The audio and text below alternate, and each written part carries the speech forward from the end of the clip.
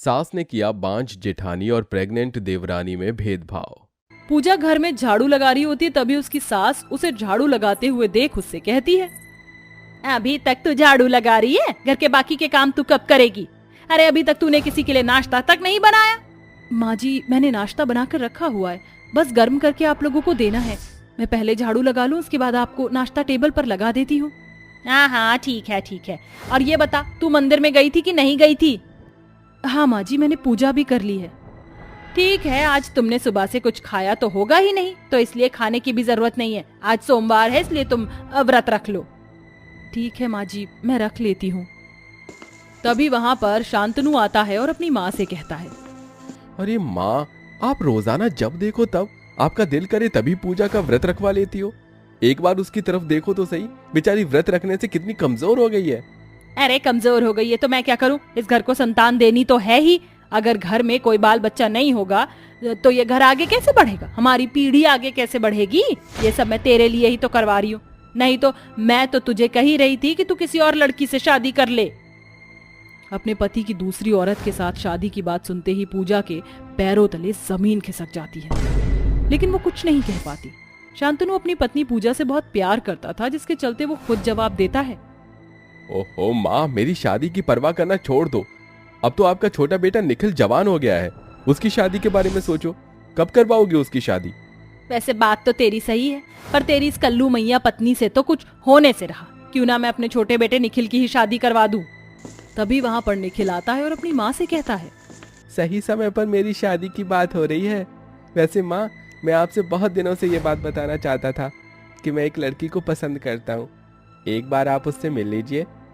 ये सुनकर कावेरी बहुत खुश होती है और अपने बेटे से अपनी पसंद की लड़की को मिलवाने के लिए कहती है। 1-2 दिन में निखिल अपनी पसंद की लड़की को घर ले आता है। माँ, ये प्रियंका है, मैं इससे बहुत प्यार करता हूँ, आप हमारी शादी करवा दीजिए।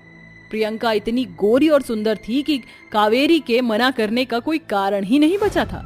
वह खुशी खुशी अपने बेटे को शादी के लिए हाँ कर देती है, जिसके बाद दोनों परिवारों में शादी की रस्में शुरू हो जाती हैं और धूमधाम से निखिल और प्रियंका की शादी करवाई जाती है। आओ बहू, इस घर में तुम्हारा स्वागत है। प्रियंका ने लंबा सा घूंघट कर रखा था। जैसे ही घर के अंदर आने के बाद वो अपना घूंघट उठाती है, उसके सामने उसकी जेठानी पूजा खड़ी होती है, जिसे देखते ही वो डर जाती है और कहती है, भगवान, ये औरत कौन है? बिल्कुल चुड़ैल जैसी लग रही है, इतनी काली। ची ची ची ची, इसका रूप कितना गंदा है। प्रियंका की बात सुनते ही शांतनु उसी से कहता है, अरे तुम्हें जरा भी तमीज नहीं है, बड़ों से कैसे बातें करते हैं। भैया, पहले तो आप मेरी पत्नी से बात करने की तमीज सीखिए, उसके बाद ऐसा कहना।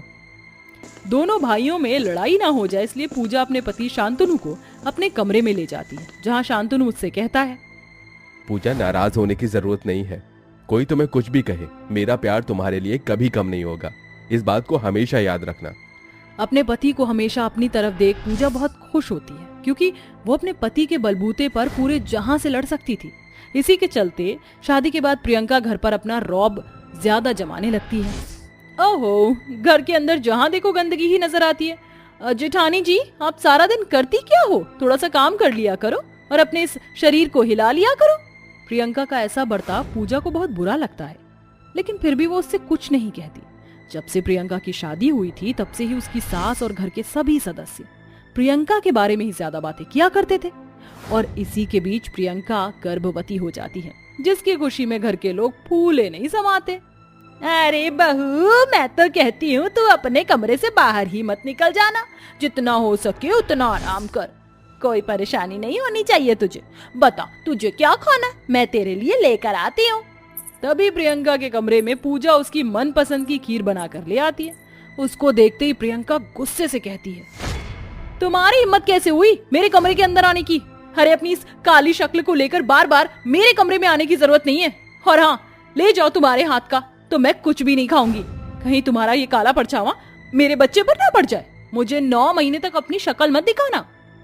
तभी कावेरी भी पूजा के ऊपर चिल्लाकर उसे कमरे से बाहर निकाल देती है, जिसके बाद कावेरी खुद अपने हाथों से दोबारा खीर बनाकर अपनी बहू के लिए लेकर आती है। इस प्रेगनेंसी के दौरान प्रियंका अपनी सास और अपने पति को बहुत ज्यादा नखरे दिखाती है और पूजा को अपने आसपास भी भटकने नहीं देती। कुछ ही समय में उसके 9 महीने भी पूरे हो जाते हैं और वो एक काले बच्चे को जन्म देती है। अपने बच्चे को पहली बार देखते ही प्रियंका कहती है, ये मेरा बच्चा नहीं है, नहीं ये मेरा बच्चा हो ही नहीं सकता। इतना काला बच्चा मेरा कैसे हो सकता है? मैं कितनी गोरी हूँ, मेरा बच्चा कितना काला है। जरूर इस अपशगुनी मनहूस कल्लो मैया का ही परछाया पड़ा होगा मेरे बच्चे पर। इस बच्चे को तो मैं गोदी में भी ना लूं। तभी उसका बच्चा जोर जोर से रोने लगता है, जिसे देख प्रियंका को जरा भी तरस नहीं आता। देखो प्रियंका, ये जरूरी नहीं कि तुम्हारा बच्चा काला है तो तुम उसको दूध नहीं पिलाओगी। अरे ये बच्चा तुम्हारा है, तुम्हें इसके लिए ममता होनी जरूरी है। देखो जरा कितना रो रहा है, एक बार उसे दूध पिला दो, वो चुप हो जाएगा।